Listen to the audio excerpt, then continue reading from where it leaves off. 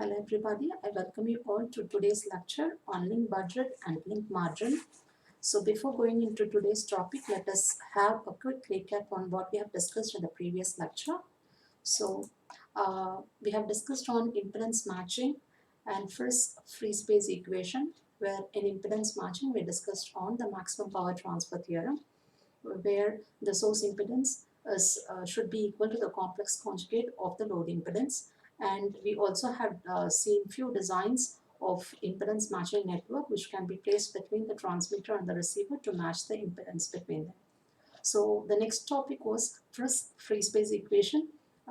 It was the relationship between the transmitting part and the receiving part with respect to the effective um, area of the transmitting antenna and the receiving antenna, and also the wavelength.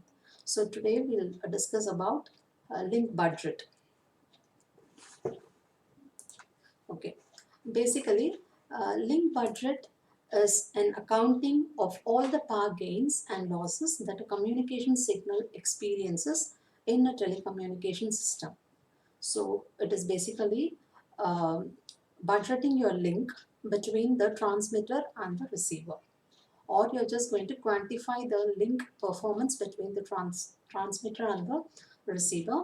So between the transmitter and the receiver, you're having a medium. So that medium can be a free space, it can be cable, it can be waveguide, fiber, etc. So due to all this medium and also the transmitter and the receiver itself, you will be having gain as well as loss. So accounting all the values together, we are going to find out what would be the received power, or we are going to estimate the amount of the received power at the receiver end, and accordingly we are going to give some changes in your transmitting energy. So that is what is link budget. You are just going to budget it. Okay, the power is going to be budgeted. So we have antenna gain, we have feed line losses, amplification of the signals at the receiver, or if you have any repeaters. So there will be definitely a change between the transmitted power and the received power. So link budgeting is nothing but you're quantifying the performance between the links, or between the transmitter and the receiver. So the received power in a wireless link is determined by three factors. One is the transmit power, second one is the transmitting antenna gain, third one is the receiving antenna gain. So simply it's given as an equation where you have received power is equal to the transmit power in decibels plus gain in decibels minus the losses. If the transmitted path minus the free space loss of the link path is greater than the minimum received signal level of the receiving radio, then the link is possible, which means you have you are transmitting from the transmitting antenna, it is having a certain power level, and through the free space, that is through the medium it is being transmitted, and you will be having number of losses in it, and you're receiving the energy. Now the difference between your transmitted power and the free space power, so that is your received energy. If this received energy is having a good value, okay, so then the link is possible between the transmitter and the receiver. Otherwise you have to redo your transmitting power. Okay, so the difference between the minimum received signal level and actual received signal level is called as link margin. So there will be a certain amount, the expected value of received power and the actual received power. So the difference between these two will give you link margin. So this what is link budget and link margin. And link margin should be positive, and it should be maximum as much as possible. Okay, now we'll see power in a wireless system. So here we have transmitting a radio, the cable, antenna, and here we have path. This is nothing but the link between the transmitter and the receiver. And this end is your receiver, and we have again an antenna, a cable, a receiving radio here. Okay, now looking at the chart here, so this is your distance, and we have bar and dBm, uh, gain dBm. So the transmitting power here, you have it at certain level. Now it is going through the cable. So definitely if there is a cable or a transmission medium, you will be having a loss, practically speaking, and hence there is a loss in your energy. And again you have antenna there, it's going to amplify it, and EIRP is nothing but effective isotropic radiated power, and the signal has been amplified here. Now we have the path. So this path is going to determine the actual amount of energy that has been lost. Okay. So if the channel is very bad, then you're definitely going to be having fading and all type of uh, diffraction, scattering, and whatnot. So all that, and your energy will be definitely reduced. And again, we are ending up with the receiving antenna here. So again, in this antenna, you will be having an amplifier. So it has been amplified. Again, you have a cable where in this cable you have some loss, and the signal energy is reduced, and it is reaching your receiving antenna. So this will be ultimately your received power. So we had some transmitted power, and due to all this elements between the transmit radio and the receive radio, you arrive with some received power. We'll calculate and see what would be the received power. We'll take an example and do it. And now here we have a receive sensitivity. So this is something that is going to have the estimated value. So this is amount of energy that should be received. So the difference between these two will give you the margin. So that's nothing but the link margin. So the complete calculation of this is called as link budget, and the difference between these two is called as link margin. I hope you all understood this. Now let us take an example here. So let us estimate the feasibility of a 5-kilometer link with one access point and one client radio. Okay, so the access point is connected to an antenna with a 10 dBi gain with a transmitting power of 20 dBm and a receive sensitivity of minus 82 dBm.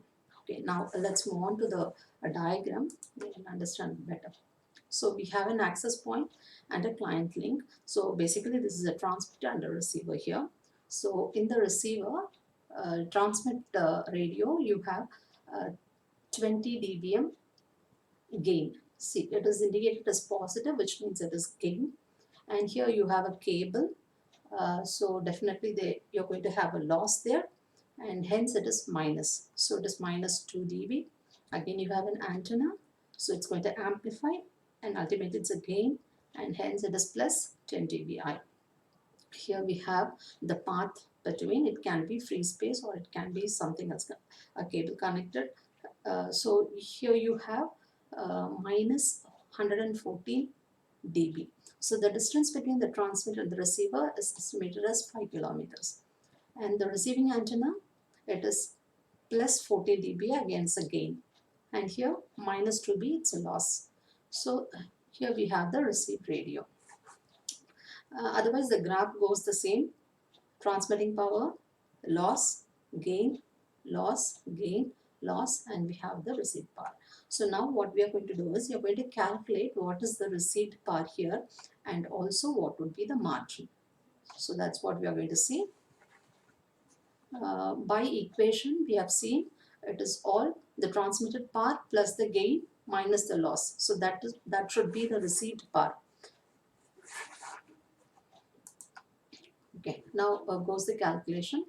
So first one was 20 dBm. So it is the received power plus 10 dB, which is the access point antenna gain, minus 2 dB, which is the cable loss, minus 114 dB, which is a free space loss, plus 14 dB, which is a client antenna gain, minus 2 dB, it's a client cable loss. So now putting all this together, so you're arriving at minus 74 dBm. So this is your expected received signal level. Is that clear? I'll go back to the diagram. See, so the sum of all this, sum of all these values. Okay, so that is the energy that is expected, that is being expected at the receiving end. So, but we have some sensitivity here of minus 82 dBm. So what should we do? So that's been subtracted. So that's been subtracted from this value. So hence you are getting 8 dB, and this is nothing but your link margin. As I mentioned earlier, the link margin should always be positive and maximum. Hence, if it is negative, definitely the link is not possible between the transmitter and the receiver. If it is negative, uh, since in this case it is positive, then there is a possibility of link between, or the communication between transmitter and the receiver. Okay. And now let us take second example where it is opposite case. That's the link between the client to the access point. It's similar to the previous one, but only the values have changed here. So you can see again in your transmit radio, it is a gain here of 15 dBm, loss of 2 dB, gain of 14 dB, loss of 114 dB, gain of 10 dB, and a loss of 2 dB. Same thing you have to find out the received bar with the transmitter sensitivity of something else. It is minus 89 dBm. Now I want you to note down all these values and kindly calculate what would be the link margin and what would be the received bar. Okay, I think you all have taken the values here, right? So now we'll move on. I'll wait for a few minutes. You can calculate it and we'll find the answer in the next slide.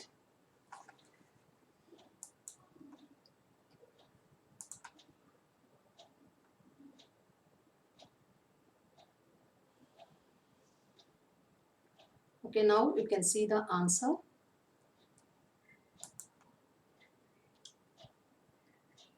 Did everyone get this answer? So minus 79 dBm was the expected received signal level, and with the sensitivity that's given at the access point as minus 89 dBm, we have the link margin to be 10 dB. So again, it is positive and it's a maximum value, and hence a link is possible between the receiver and the transmitter.